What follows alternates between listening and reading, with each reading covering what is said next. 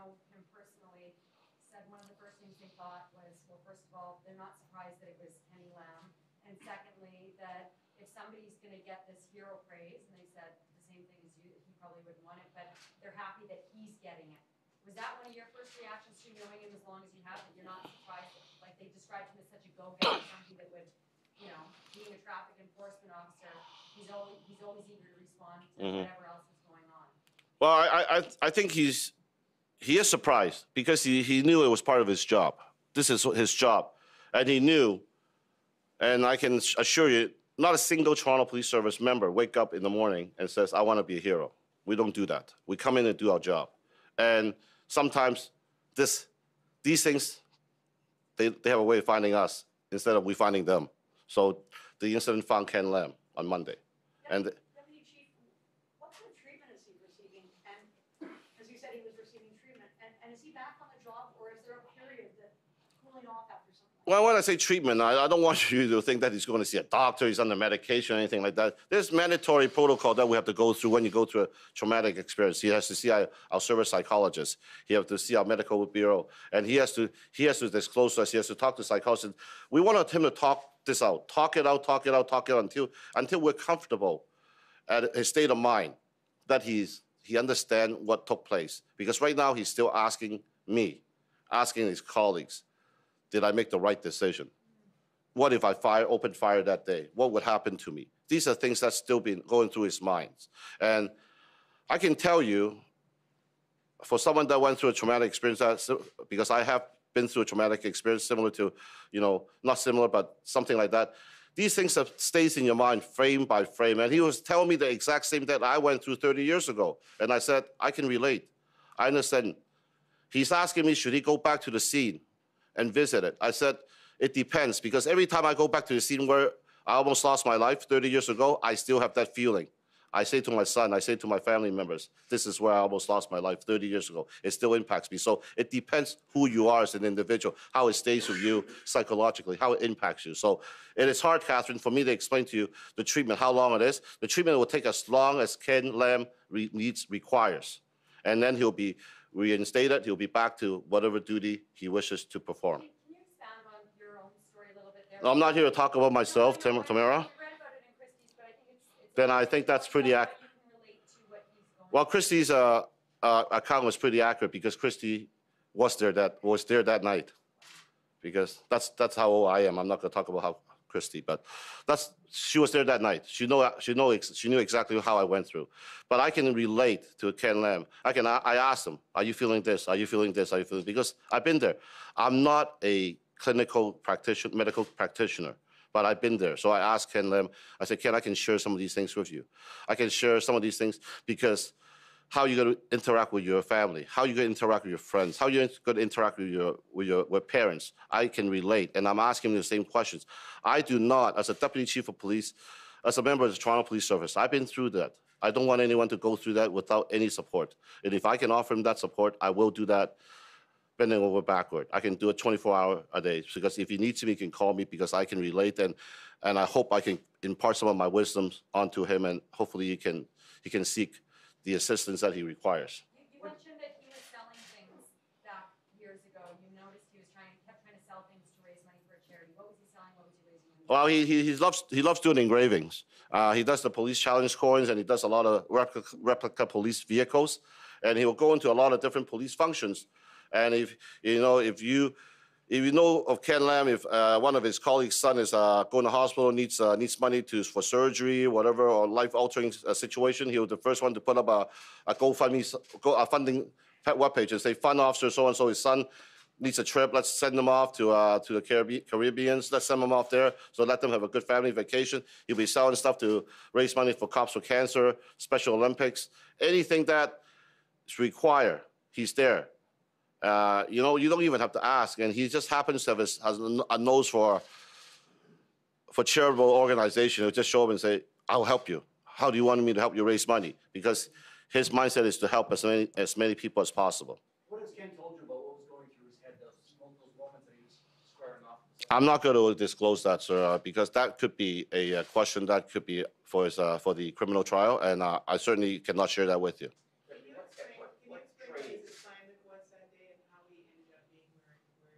He was a traffic response officer one, and like I said, you know, being a police officer, being a fire and paramedics, when trouble calls, we run to the problem. Ken was not assigned to that call. Ken ran to that area to immediately to render assistance. And I always say, in policing, luck finds us. We don't find it. He happens to bump into the suspect, and he has to take immediate action. That's how simple it was. I'm not going to give you all the details. He met up with the suspect, and he made the arrest. What training specifically do you think contributed to Officer Lamb's successful approach to that? Steve, I know you know, every year we have to go through in-service training every day. Every year, our frontline officers have to go through 3 days of rigorous frontline training, not only tactical, but also in class, talking about de-escalation, talking about symptoms of, you know, people wanted to be shot by police officers, symptoms of mental illness. So all the stuff plays a part, and it's not a one-year episode. This is a continuous curriculum that we reinforcement. And I'll say to you, one word is reinforcement. That's why how our officers are ingrained into our minds how to react to these situations. And that training, it's ever evolving, is that correct? Every year it changes. Every year we got to look at, you know, this year, some people I hear from the media, we got to use Ken Lamb's example as a training piece next year. It could very well be. So we have to look at what he did right. Maybe he did something wrong. We don't know. We have to look at the whole thing in totality, and we're going to train our officer. This is the right approach. This is the wrong approach. Chief Saunders called Constable Lamb's actions remarkable. You guys keep speaking to that this is exactly what they're trying to do, but do you agree that it was above and beyond, that it was particularly remarkable what we're seeing on the video that's been broadcast? Very remarkable, Tamara, above and beyond. And I would hope all of the Toronto police officers will be following the similar type of behavior when they're confronted with a situation that will impact someone's life. But why is it so remarkable? If this is what they're trying to do, why is it above and beyond? Because we want to demonstrate to the public that remarkable is that we have listened to our training. The training has been absorbed into our DNAs, in our minds. Because a lot of time we're asked by the public, how does training translate to one's action? This is remarkable. This is a demonstration where we can really take it to the public and show, here's a product where the training translated into real action. This zero harm, de-escalation works. Textbook. I can tell you, but unless you see it in person, they're total different spectrums. So that's why it's remarkable for us to have holding something like this for us to say, look at this. We've been telling the public, telling the media, telling anyone that our mindset is to de-escalate, is to have zero harm. And we have achieved this, and we have actually captured it to show it works. That's Right that he called in for his 6 a.m. roll call yesterday? yes. Tell us about that. He just couldn't sleep. He was thinking about his peers. He did not like to have that hero status bestowed upon him. He does not believe he was the hero. He thought everyone deserved the same credit. Why was he singled out when all his colleagues that worked just as hard as he was did not get any recognition? So he called in, and he just want to make sure to say hi to his colleagues who are still working, and he's at home. He really felt bad. He had to take the day off because it's mandatory. We forced him to stay home, that his colleagues were working. That's what Ken Lam, that's who he is as a person. When will he be back on the road? I cannot answer that question. He will let us know.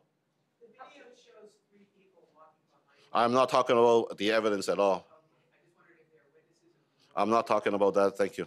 Just to be clear, was he in the vicinity when he went to the scene to help out?